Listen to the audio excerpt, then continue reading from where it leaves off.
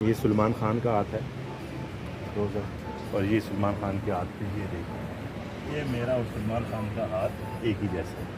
और ये वाला जी, ये है सलमान खान, सुपरस्टार सलमान खान।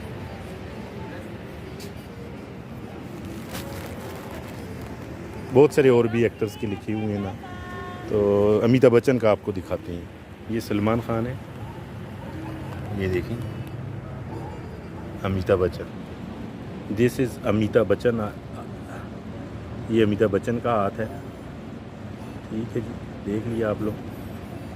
ये ब्लू वर्ल्ड सिटी में, अब ये अमिताभ बच्चन साहब का है नहीं है, ये उन्होंने बताना है, ठीक है जी, ये रियल है या नहीं है। ये सामने गुरीला है, बहुत गुस्से में बैठा हुआ है, ठीक है जी। बहुत खूबसूरत आबशार है, ये देखें, बहुत ही खूबसूरत, ठीक है जी। ये सलमान खान का हाथ है, मैंने जूम किया है, ज़रा देख लें आप लोग, सलमान खान, ठीक है जी। और